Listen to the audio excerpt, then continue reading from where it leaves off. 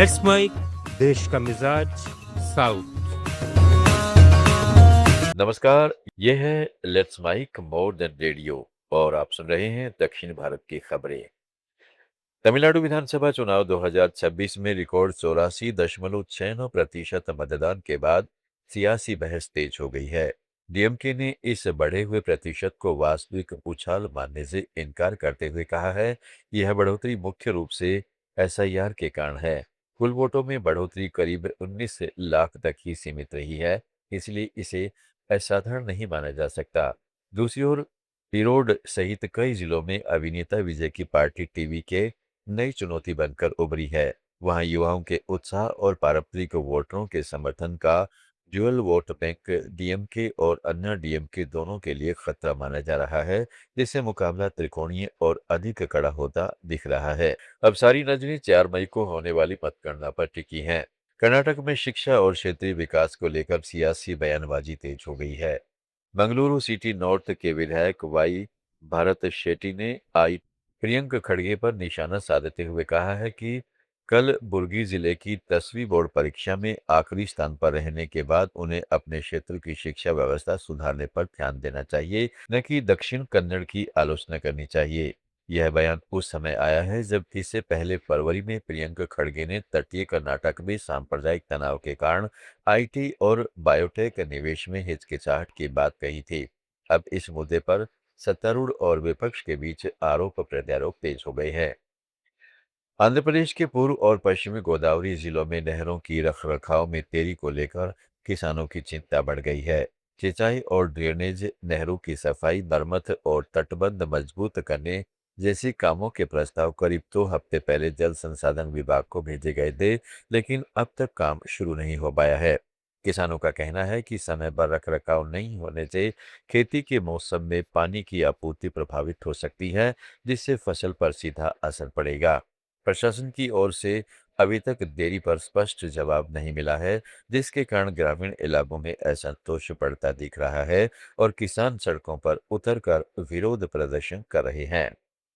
तेलंगाना में road transport corporation कर्मचारियों की हड़ताल से जनजीवन पूरी तरह प्रभावित हुआ है।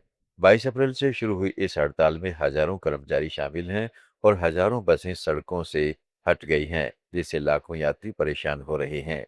राज्य सरकार ने स्थिति को गंभीर मानते हुए कैबिनेट बैठक में इस मुद्दे को प्राथमिकता दी है और कर्मचारियों से हड़ताल खत्म करने की अपील की है।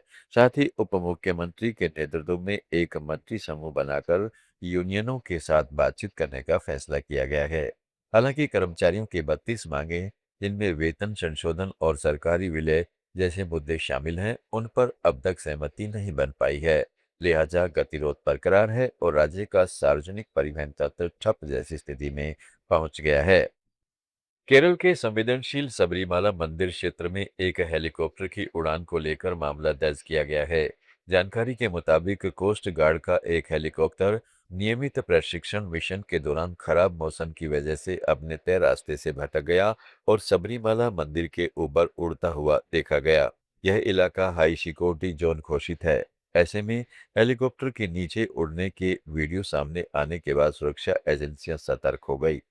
सबरीमाला के विशेष आयुक्त के निर्देश पर पुलिस ने मामला दर्ज कर जांच शुरू कर दी है, जबकि कोस्ट गार्ड ने साफ किया है कि यह घटना मौसम की वजह से हुई और इसमें कोई जानबूझकर की गई लापरवाही शामिल नहीं है।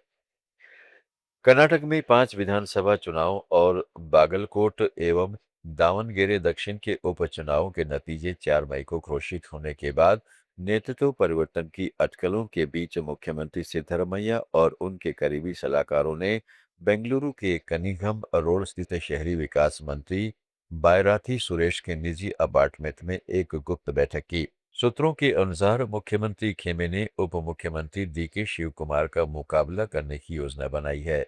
कर्नाटक में कांग्रेस सरकार 21 मई को अपने कार्यकाल के 3 साल पूरे करने जा रही है। तमिलनाडु, कर्नाटक, केरल, आंध्र प्रदेश, तेलंगाना, पुडुचेरी और अंडमान निकोबार की ताज़ा खबरों के इस डेली बुलेटिन को रोजाना सुनने के लिए डाउनलोड करें लेट्स माइक ऐप और जुड़े रहिएगा लेट्स माइक के साथ। आप सुन रहे थे let's mic more than radio. Follow कीजिए हमें हमारे सोशल मीडिया प्लेटफॉर्म्स पर।